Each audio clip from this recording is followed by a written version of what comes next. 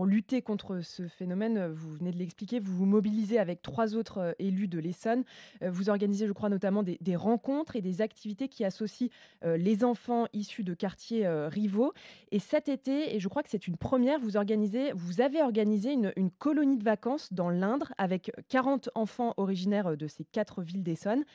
L'objectif, c'est qu'ils se rencontrent peut-être pour construire, une histoire commune? Oui, exactement, c'est vraiment la question de l'histoire commune. Alors ça peut paraître tout bête de se dire: «Tiens, on va faire une colo» et on peut même se dire: «Pourquoi on n'y a pas pensé avant?» Mais avant de le faire, on n'a pas claqué des doigts en disant: «Voilà, on va le faire». Vous avez la volonté politique des élus qui disent: «Voilà, on pense qu'il faut mettre en place, une colonie de vacances». Mais tout ça se prépare. Parce que si on ne le prépare pas, ça arrive un petit peu comme un cheveu sur la soupe, ça fait un peu truc.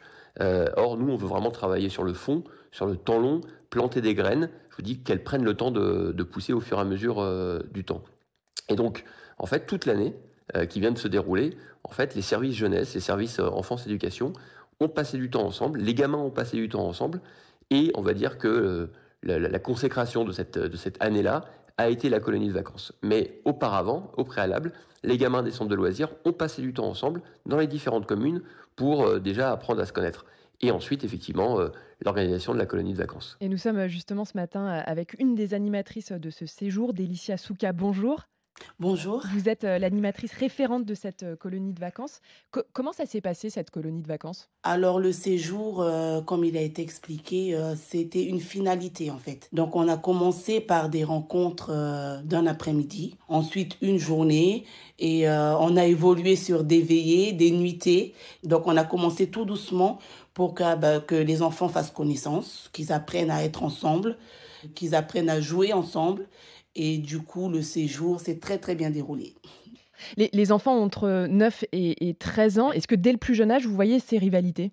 Alors pour ma part, non. Sur cette tranche d'âge, je n'ai jamais vu de rivalité.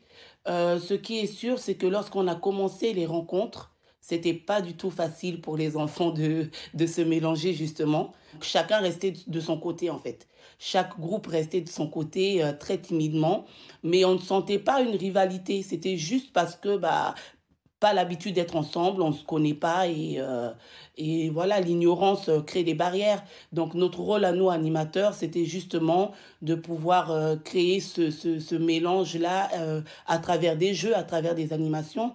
Donc les premières rencontres, c'était vraiment beaucoup, beaucoup de jeux de connaissances, apprendre à découvrir l'autre, ton âge, tes loisirs, tes passions, qu'est-ce que tu regardes à la télé, des petites questions un peu, bébêtes, mais justement pour qu'au fur et à mesure des échanges, ils se rendent compte, bah, finalement, on a le même âge, on a les mêmes passions, on regarde la même chose à la télévision, on mange la même chose le matin et au fur et à mesure, bah, ils se sont ouverts les uns aux autres et ça a matché. Et très concrètement, qu'est-ce qu'ils ont fait aussi pendant cette, colonie de vacances? C'était tout un programme, c'était un séjour, nature découverte. Donc les enfants ont pu faire de l'équitation, du VTT.